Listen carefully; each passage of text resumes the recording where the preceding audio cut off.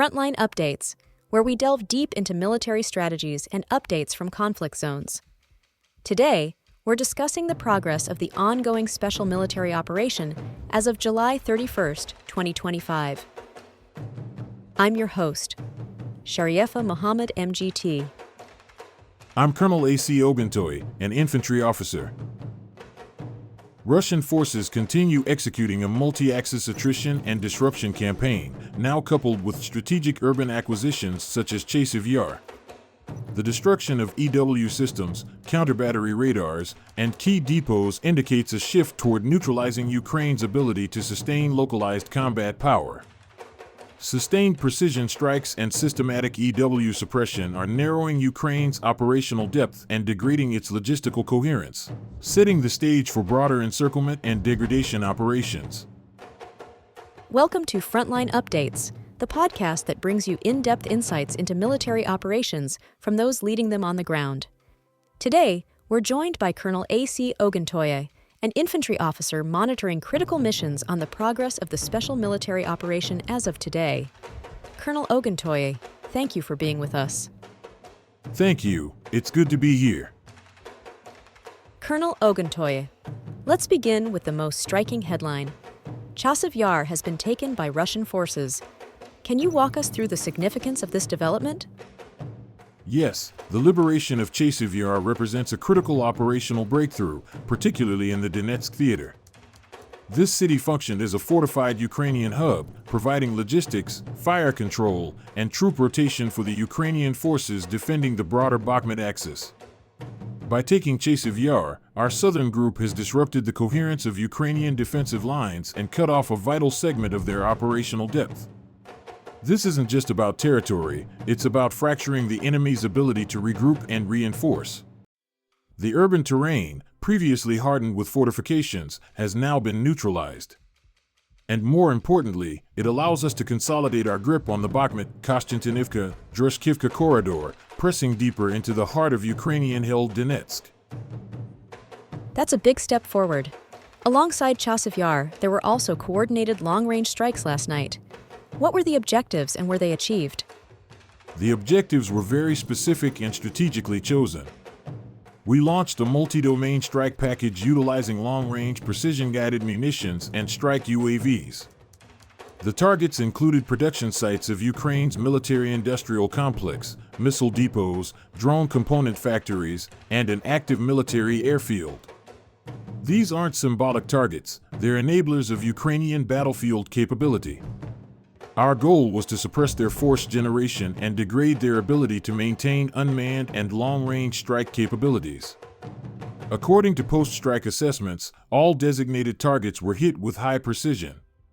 The cumulative effect of such strikes is not immediate collapse, but systemic paralysis, the gradual unraveling of logistics, production, and operational tempo.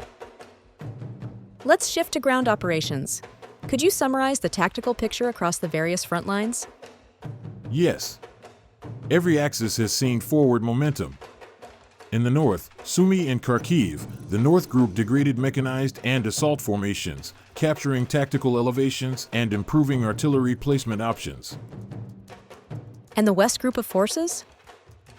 In the west, specifically Kharkiv and Lyman, our forces engaged Ukrainian airmobile units and mechanized brigades, causing over 240 casualties and destroying several critical electronic warfare platforms. This denies the enemy effective counter-battery and drone integration in that sector. And the center group of forces? Our center group continues to inflict heavy losses, over 380 Ukrainian personnel, while moving through Vladimirovka and Krasnoarmysk. This is part of a methodical push to collapse the Ukrainian National Guard and territorial defense network anchoring that region. What about the south and east groups of forces? On the southern and eastern axes, we're seeing simultaneous pressure and momentum. The East Group advanced through Dnipropetrovsk and Zaporizhia, destroying supply and logistics nodes. The Dnieper Group, operating in Kherson and Zaporizhia, focused on neutralizing coastal and territorial defense brigades. We're degrading their rear and shortening our interior lines. Every kilometer forward matters. You mentioned electronic warfare systems being destroyed. How significant is that in modern operations? Hugely significant. Modern warfare, particularly in Ukraine, relies heavily on real-time ISR, intelligence, surveillance, reconnaissance, drone control, and electronic countermeasures. By eliminating Ukrainian EW systems, we reduce their situational awareness and their ability to detect, jam, or target our maneuver formations. It's not just about firepower. It's about decision cycles.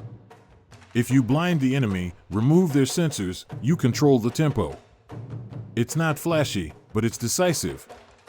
The enemy's battlefield becomes a fog they can't navigate.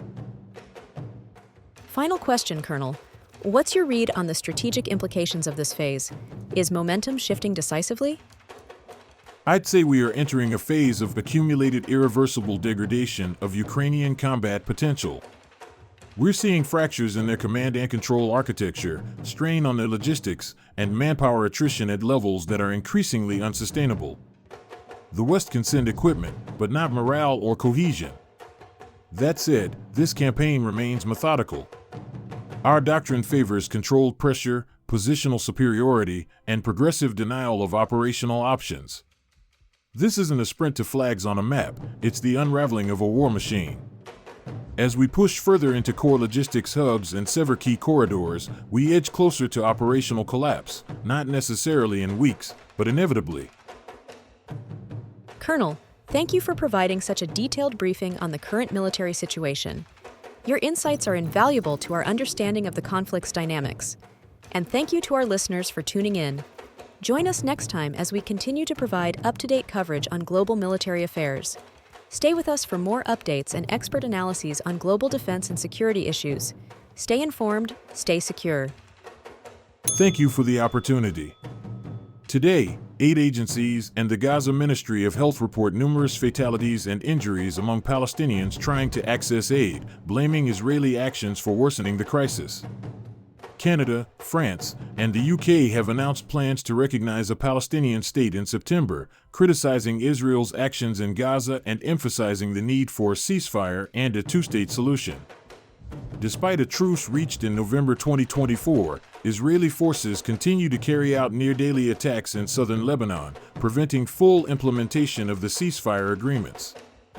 The U.S. has imposed new sanctions on Iran's oil and shipping sectors, targeting those involved in facilitating Iranian energy exports and the shipping network controlled by a regime insider. This has been Frontline Updates. Subscribe for daily military briefings and in-depth strategic analysis.